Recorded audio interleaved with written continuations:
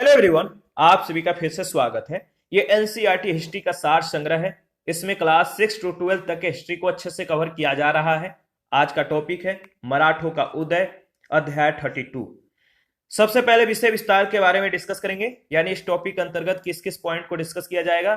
तो शिवाजी का प्रारंभिक जीवन वृत्त, शिवाजी का प्रशासन एवं उनकी उपलब्धियां और शिवाजी का अष्टप्रधान। सबसे पहले शिवाजी का जो प्रारंभिक जीवन वृत्त है इसके बारे में डिस्कस करेंगे। मराठा राजवंश के अंतर्गत जो पहला नाम आता है सजन सिंह का, इनका संबंध 5वीं पीढ़ी से था। दूसरा नाम उग्रसेन का, इनके दो पुत्र थे, नाम याद रखिएगा, कर्ण सिंह और शुभकर्ण। शुभकर्ण इनके वंशज भोसले कहलाए और इसके अंतर्गत बालाजी भोसले और मालेजी थे। बालाजी भोसले और मालेजी, और मालेजी के अंतर्गत अगर बात करें तो इसके बाद जो है साजी भोसले और संभाजी थे। संभाजी बड़े भाई थे। साजी भोसले का दो विवाह हुआ था, देवगिरी के यादव लाखूजी जाधव राव पुत्री जीजाबाई से, और दूसरा विवाह तुकाबाई मेहिते से। याद रखिएगा। साजी भोसले के अंतर्गत अगर बात करें तो शिवाजी प्रथम और राजा राम थे। इनके दो पुत्र थे साजी भोसले के, शिवाजी प्रथम और राजा राम। राजा राम के माता का नाम तुकाबाई मेहिते था और शिवाजी प्रथम के माता का नाम जीजाबाई था।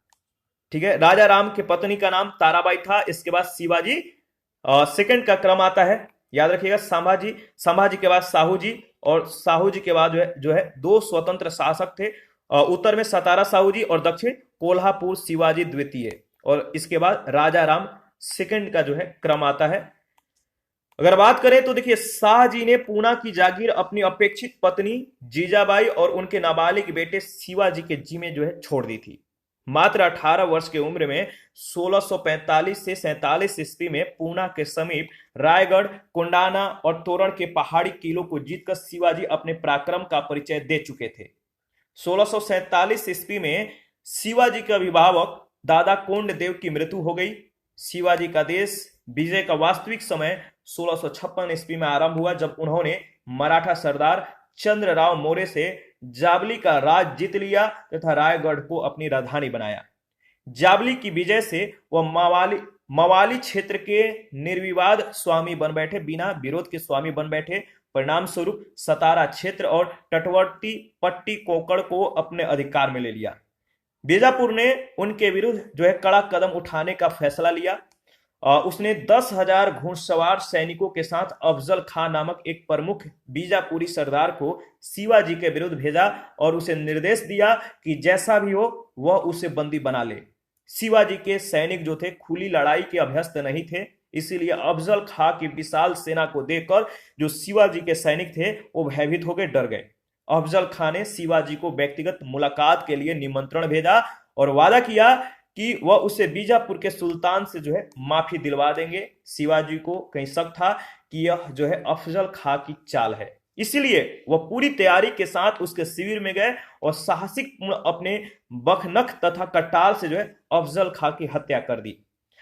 अब उसने अफजल खां की नेतृत्व विहीन सेना पर आक्रमण करके उसके पैर उखाड़ दिए तथा उसके सभी साजो सामान पर, जिसमें तोपखाना भी शामिल था, इस पर जो है अधिकार कर लिया।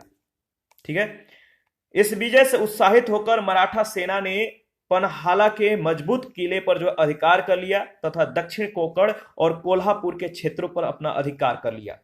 औरंगजेब मुगल साम्राज्य की सरहद पर मराठा शक्ति के इस उदय को चिंता के दृष्टि से देख रहा था। उसने दक्कन के नए सूबेदार शाइस्ता खां को, जो वैवाहिक संबंधों के कारण औरंगजेब का रिश्तेदार भी था, शिवाजी के राज पर आक्रमण करने का जो है इसे आदेश दिया। आरंभ में लड़ाई शिवाजी के विरुद्ध थी।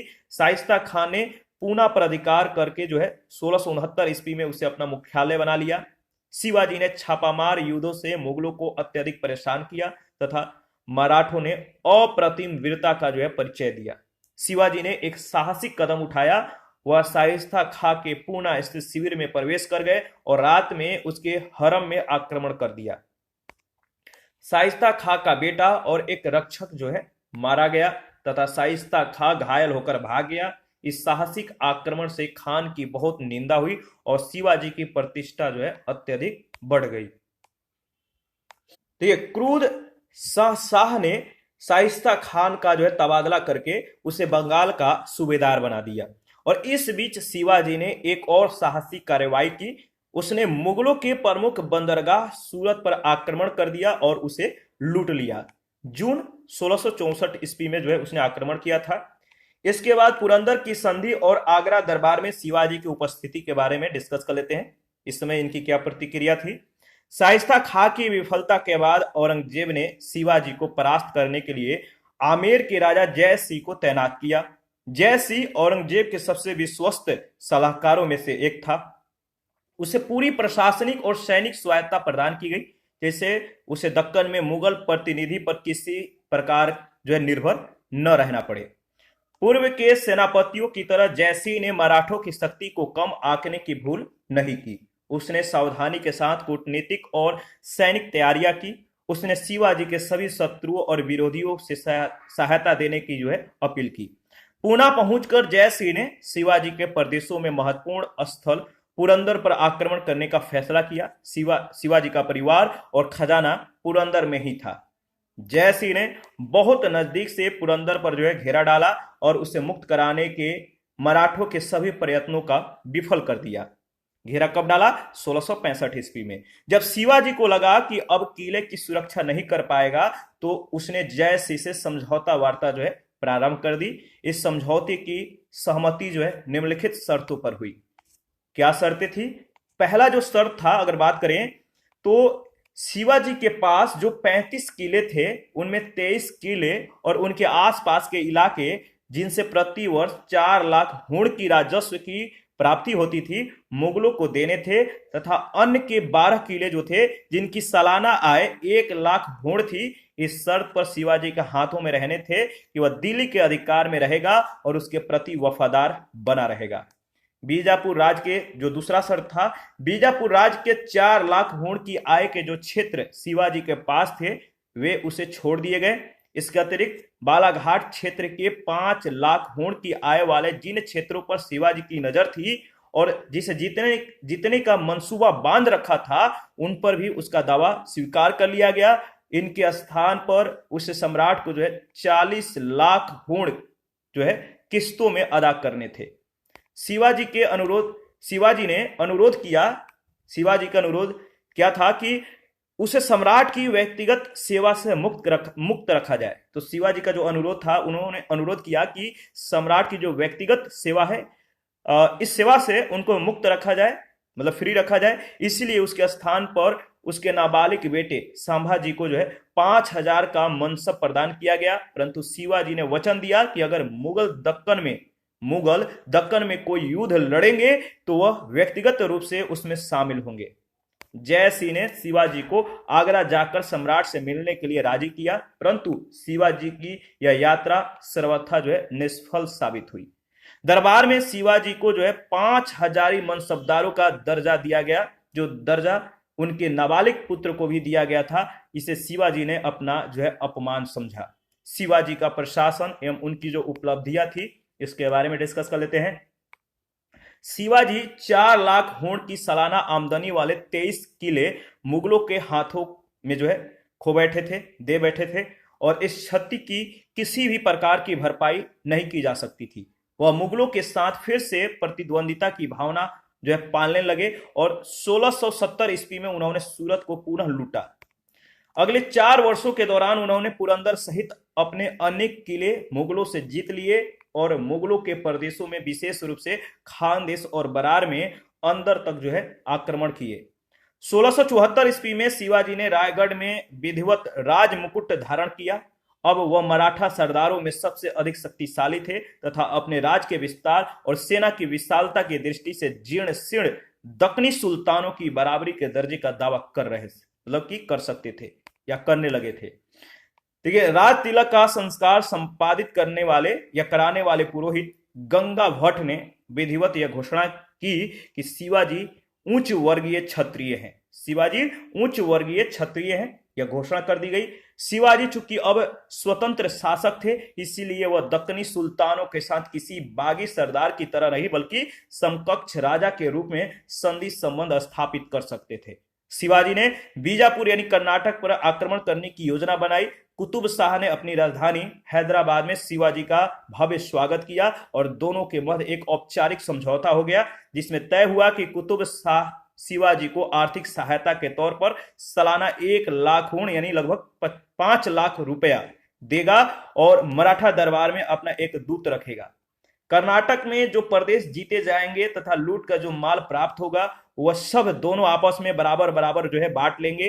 कुतुब शाह ने शिवाजी की सहायता के लिए एक सैनिक टुकड़ी और तोपखाना प्रस्तुत किया तथा साथ ही उनकी सेना के खर्च के लिए जो है एक धनराशि भी दी। यह संधि शिवाजी के लिए बहुत अनुकूल थी। उसने बीजापुरी जो अधिकारी थे इनसे जिंजी और वेलूर छीन लिए और जो क्षेत्र उसके सौतेले भाई एकोजी के हाथों में थे उन्हें भी जीत लिया। कर्नाटक पर आक्रमण शिवाजी की आखिरी बड़ी सैनिक कार्रवाई थी। कर्नाटक अभियान से लौटने के कुछ ही दिन बाद जो है 1680 ईस्वी में शिवाजी की मृत्यु हो गई। इस बीच उन्होंने एक ठोस शासन प्रणाली की नींव डाली थी। शिवाजी की शासन प्रणाली बहुत हद तक जो है दक्षिणी राज्यों के प्रशासनिक तौर तरीकों से उधार ली हुई थी। शिवाजी ने 8 मंत्री नियुक्त किए जिन्हें सामूहिक रूप से अष्टप्रधान कहा गया है, ठीक है। और मंत्रियों के इस समूह का स्वरूप मंत्री परिषद वाला नहीं था, क्योंकि प्रत्येक मंत्री सीधे राजा का प्रति उत्तरदायी था। तो शिवाजी के जो अष्टप्रधान थे, पहला जो था मजूमदार अमात्य जिसे कहते थे, मजूमदार या अमात्य, यह जो था वित्त मंत्री था, वेतन 12,000 हुण प्रतिवर्ष था इसका। सुमंत या दबीर विदेश विभाग या दरबारी शिष्टाचार का इसके पास विभाग था। सुरुनवीस या चिटनीस जिसे सचिव कहते थे, इसका विभाग था पत्राचार विभाग। और पेशवा यानी प्रधानमंत्री अष्टप्रधान का प्रमुख जो समस्त प्रशासन का निरीक्षण करता था, यह नागरिक और सैनिक मामलों का सर्वोच्च अधिकारी होता था। इसके बाद वाकिया नवीस मंत्री या आधुनिक गृह मंत्री के समान था। इसके बाद न्यायाधीश, ये न्याय विभाग का प्रधान था। सेनापति या सर ए नौबत ये सेना का प्रधान होता था। पंडित राव धर्म व दान विभाग का ये प्रमुख थे। तो याद रखिएगा, इंपॉर्टेंट है। देखिए, इसके बाद अगर बात करें तो विशेष में शिवाजी के अधीन अष्टप्रधान के सभी पद न ही अस्थायी थे और न ही आनुवांशिक थे। वे राजा के इच्छा पर्यंत इन पदों पर रहते थे, राजा के इच्छा के अनुसार रहते थे। सभी अधिकारियों का स्थानांतरण भी किया जाता था। इन अधिकारियों के लिए जागीर की व्यवस्था नहीं थी तथा उन्हें नगद वेतन दिया जाता था। सबसे महत्वपूर्ण मंत्री वित्त व्यवस्था व सामान्य प्रशासन संभालने वाले पेशवा और सेना के लिए जिम्मेदार सर ए नौबत यानी सेनापति थे। पेशवा की तरह सेनापति का पद भी काफी सम्मानजनक था तथा यह पद प्रमुख मराठा सरदारों को दिया जाता था। मजूमदार राज का लेखपाल था। संभवतः वाकिया नवीस पर गुप्तचरी, डाक विभाग और राजकीय गृहस्थी की देखरेख की जिम्मेदारी थी। सुरु नवीस या चिटनीस हिसाब किताब में राजा की मदद करता था, हेल्प करता था। दबीर दरबार के कायदे कानूनों की देखरेख करता था और बाहरी शक्तियों से संबंधों के मामलों में राजा की सहायता करता था। न्यायाधीश और पंडित राव जो है ये क्रमशः न्याय व्यवस्था और परमार्थिक दोनों के लिए जिम्मेदार थे। शिवाजी अपने अस्थायी सैनिकों को नगद वेतन देने के पक्ष में था। हालांकि कभी कभी सरदारों को राजस्व दान यानी सरंजाम दिए जाते थे। सेना में कठोर अनुशासन था। किसी स्त्री या नर्तकी को सेना के साथ ले चलने की आज्ञा नहीं थी। युद्ध में प्रत्येक सिपाही के द्वारा लूटे गए माल का पूरा हिसाब रखा जाता था। अस्थायी सेना यानी पागा में 30 से 40,000 घुड़सवार शामिल थे जो हवलदारों की कमान में काम करते थे। हवलदारों को निश्चित वेतन दिए जाते थे। देखिए, किलों की देखरेख बहुत सावधानी से की जाती थी। उनकी हिफाजत के लिए प्यादे तैनात किए जाते थे और 1679 ईस्वी में अनाजी दत्तों ने नए सिरे से राजस्व निर्धारित करने का काम पूरा किया। शिवाजी ने अपने राज के निकट मुगल क्षेत्रों पर एक कर लगाकर अपनी आय में वृद्धि की। यह कर भू राजस्व का 1/4 होता है, इसीलिए इसे चौथाई या चौथ कहा जाने लगा। शिवाजी न केवल एक कुशल कह सकते हैं कि युद्ध नीतिज्ञ और चतुर कूटनीतिज्ञ साबित हुए, बल्कि उन्होंने देशमुखों की शक्ति पर अंकुश लगाकर एक शक्तिशाली राज्य का शिलान्यास भी किया। सेना उनकी नीतियों को अंजाम देने का एक प्रभावकारी उपकरण था, क्योंकि उस समय जो है एक स्थान से दूसरे स्थान पर तेजी से पहुंचना सबसे ज्यादा महत्व रखता था। सेना अपने वेतन के लिए बहुत हद तक पड़ोसी क्षेत्रों की लूट पर निर्भर थी। ठीक है, इसी के साथ आज का जो सेशन है समाप्त करते हैं। नेक्स्ट सेशन में विदेशी यात्रा के वृत्तांत के बारे में जो हम लोग डिस्कस करेंगे। आप अपना प्रतिक्रिया देते रहिए।